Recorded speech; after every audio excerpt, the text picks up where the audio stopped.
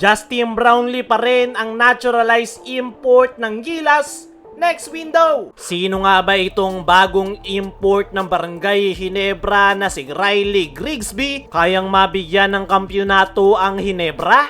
Kahapon nga mga chong ay pumutok na ang balitang meron ng nakuwang import si Coach Tim Cone sa NBA Summer League. Hindi yan agad pinangalanan ni Coach Tim Cone hanggat hindi pa ito nakakarating ng bansa. Pero sa inilabas na article ng The Tiebreaker Times ay binulgar nga nila na itong si Riley Grigsby yung magiging replacement import ng Barangay Ginebra kay Justin Brownlee. Pero ang tanong, sino nga ba itong si Riley Grigsby? Ano yung kanyang position? Bagay ba ito sa triangle offense? At mabibigyan niya ba ng kampyonato ang Barangay Ginebra? Ito nga si Riley Grigsby mga chong ay isang versatile 6'6" forward from Seattle University. At kung titingnan yung kanyang highlights, may pagkakahalin tulad ito ng laro sa dating import ng San Miguel Beermen na si Benny Boatwright. Ito ngang si Riley Grigsby mga chong ay isang versatile forward kung saan kayang-kaya niyang makipagsabayan sa loob ng painted area, pero yung pinakalaro niya talaga ay more on outside shots. Deadly nga sa 3-point area itong si Riley Grigsby at paniguradong isa yan sa dahilan kung bakit siya yung napili ni Coach Tim Cone para maging import this upcoming Governor's Cup. Isa pa sa maganda dito kay Riley Grigsby ay 26 years old pa lang ito. Batang-bata pa. Kaya naman, marami pa itong pwedeng ma-improve sa kanyang laro. Pagdating dyan mga chong ay mukhang pinaghahandaan na ni Coach Tim yung pagre-retiro ni Justin Brownlee. Dahil naghanap si Coach Tim ng mas bata at mas mapapakinabangan nila ng mas mahabang panahon. Kilala natin si Coach Tim. Ayaw niya ng papalit-palit ng import.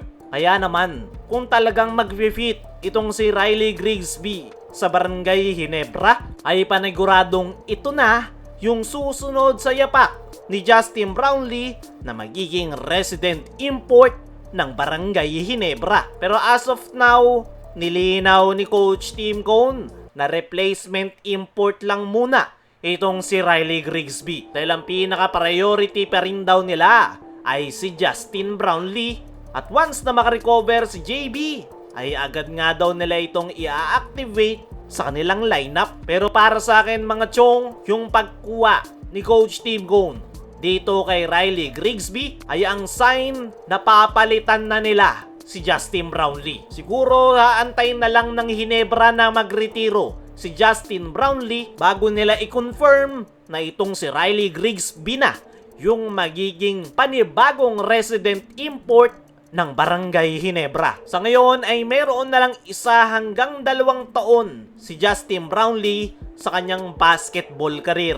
38 years old na si Justin Brownlee. Gustuin man ng Ginebra na si Brownlee lang talaga yung kanilang magiging import, pero hindi nga nila mapipigilan yung father time o magiging retirement ni Justin Brownlee. Sa ngayon, isa lang ang sigurado. Replacement import lang muna itong si Riley Grigsby sa Barangay Ginebra habang inaantay na makarecover si Justin Brownlee.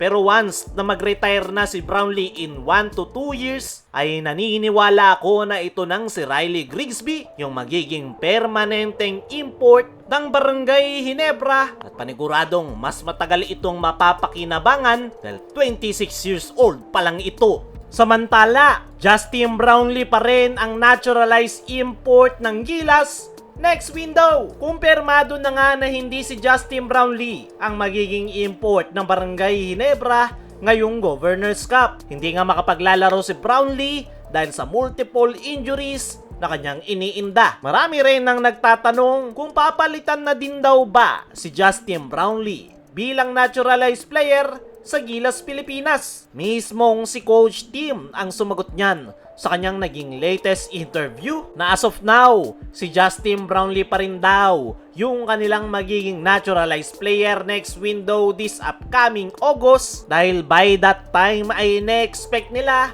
na okay na at nakarecover na si Brownlee sa kanyang mga injuries. Nabanggit rin ni Coach Tim na hindi pa pwede si Benny Boatwright dahil hindi pa rin tapos hanggang sa ngayon yung kanyang naturalization. Kaya naman, si Justin Brownlee pa nga rin daw yung magiging naturalized player ng Gilas Pilipinas next FIBA window. Kaya mga chong, ano ang masasabi nyo? Na si Justin Brownlee pa rin ang magiging naturalized player ng Gilas next window. Ano rin yung masasabi nyo sa bagong import ng Ginebra na si Benny Boatwright?